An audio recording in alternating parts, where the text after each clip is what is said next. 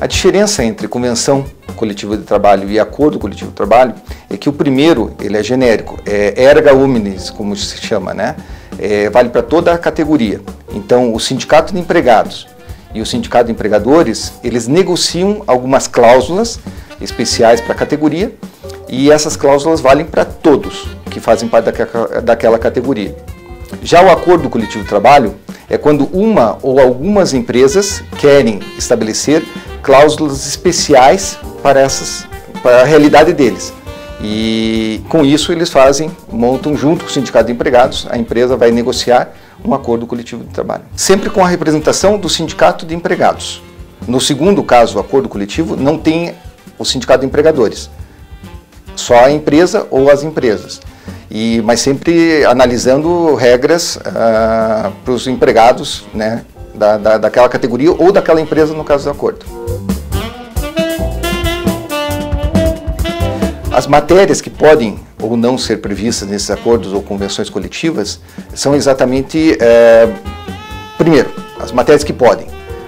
Natureza econômica, a cada ano tem que negociar aumento salarial, taxas, que é uma discussão que se tem perante o Supremo Tribunal Federal e o Tribunal Superior do Trabalho, um dizendo que é para todos têm que pagar uma contribuição assistencial, caso tenha dentro da convenção do acordo coletivo, e o TST dizendo que não precisa, que é só para aqueles que podem votar, que são os associados.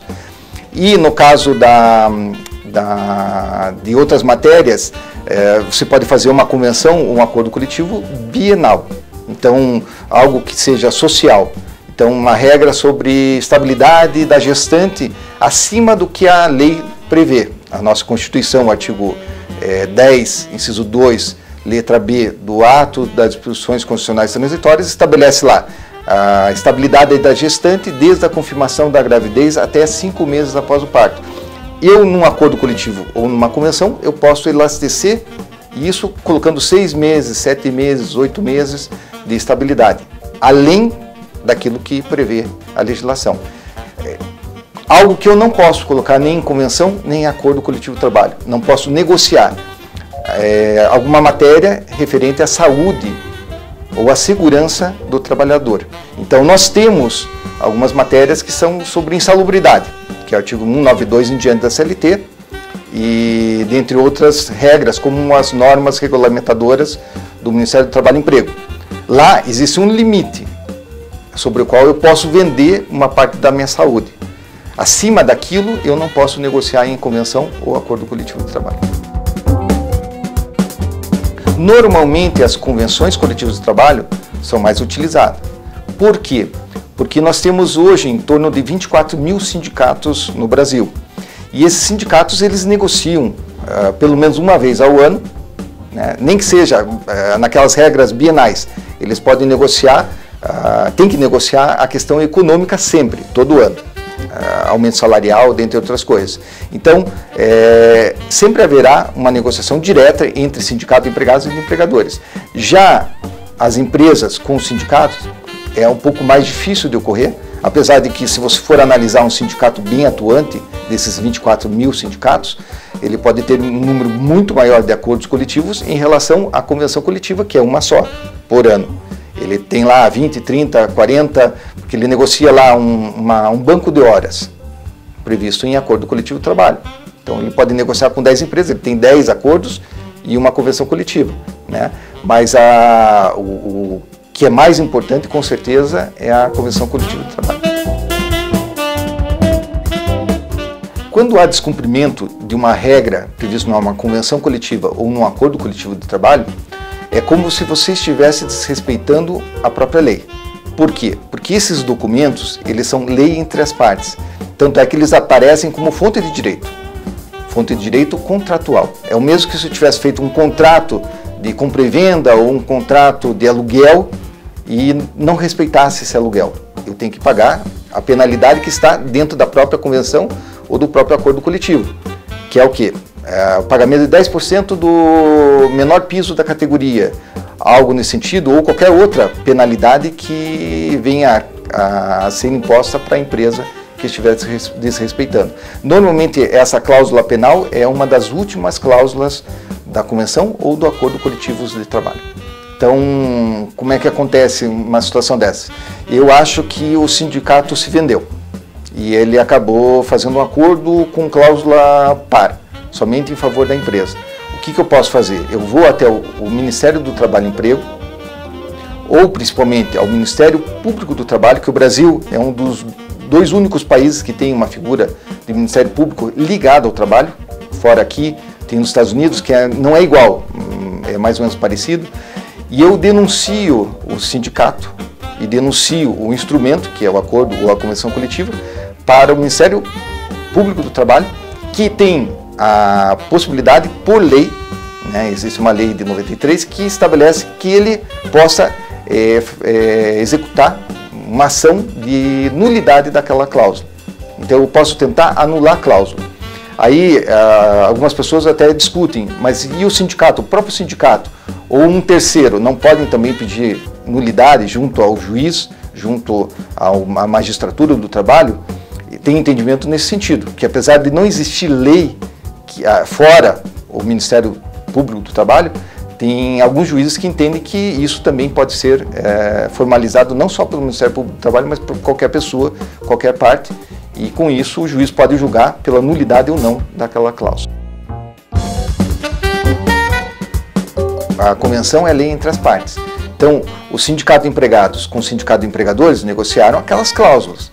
Aí a empresa chega e diz, não quero fazer, eu não vou seguir essa cláusula, algo nesse sentido, a não ser que ele entre com uma ação também de anulação daquela cláusula. Aí o juiz vai analisar se é o caso, se não é o caso de anular, mas é muito mais difícil para o empregador fazer esse tipo de coisa. O que é correto, que pouca gente faz, é se associar, porque o sindicato de empregadores, ele está com a categoria econômica, empregadores. Então aquela empresa que vê que as convenções estão saindo do jeito que ele não quer, ele pode se associar e ele vai votar. Quando é a data base, cada sindicato tem a sua data base. No caso dos professores, tem o mês de setembro, aqui no Paraná. No caso de metalúrgicos, tem o mês de dezembro. Então, até o último dia do mês anterior, eu tenho que negociar e finalizar um documento, que é a Convenção Coletiva de Trabalho. Ultrapassou esse prazo, eu perdi o prazo. Então, as regras continuam valendo. As regras do ano anterior, ou alguns até são mais radicais e dizem, não, então vale só a regra da lei, então da Constituição, das leis esparsas, da CLT também, e a convenção que tinha anteriormente, ela tinha prazo de validade, acabou o prazo de validade e morreu o assunto.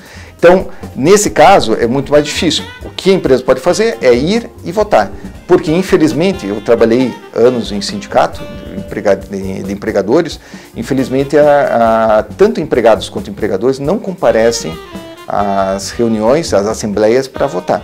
Então, em torno de 1%, 2% votam para todos os membros da categoria. E você tem que se sujeitar àquela regra.